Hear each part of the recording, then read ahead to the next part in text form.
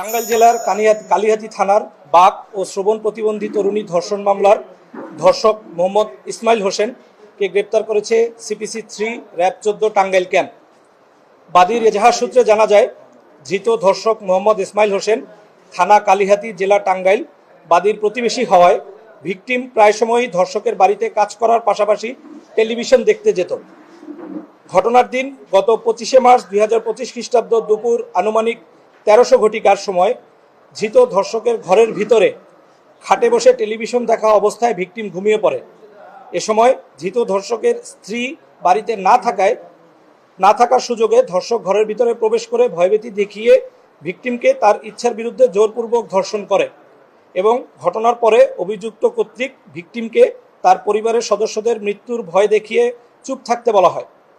এই কারণে ভিকটিম দীর্ঘদিন অতিবাহিত হলেও পরিবারের সদস্যদের নিকট কিছু না বলে ধর্ষণের বিষয়টি গোপন করেন। কিছুদিন পরে ভিকটিমের চলাফেরা সহ শরীরের পরিবর্তন হলে ভিকটিম ইশারা ও লেখনির মাধ্যমে ধৃত ধর্ষক কর্তৃক ধর্ষিত হয়েছে তা প্রকাশ করে। পরবর্তীতে ডাক্তারি চিকিৎসার মাধ্যমে পরীক্ষা করা হলে ভিকটিম 26 সপ্তাহ 4 দিনের অন্তঃসত্ত্বা বলে জানতে পারা যায়।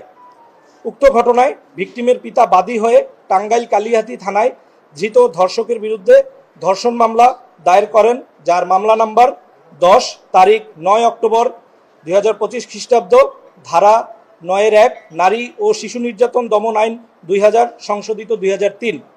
উক্ত মামলা রুজু হওয়ার পরে সিপিসি 3 র্যাব 14 টাঙ্গাইল ক্যাম্প কর্তৃক ছায়া তদন্ত শুরু করে ও পলাতক ধর্ষককে গ্রেপ্তারে তৎপরতা শুরু হয়।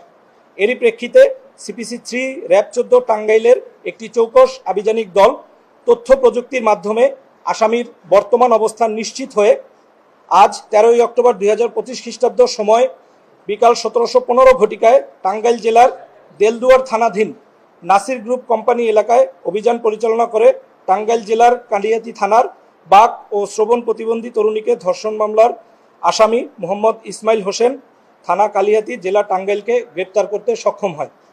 ধৃত আসামির বিরুদ্ধে পরবর্তী আইনানুগ ব্যবস্থা গ্রহণের জন্য টাঙ্গাইলের কালিহাতী থানায় হস্তান্তর করা হয়।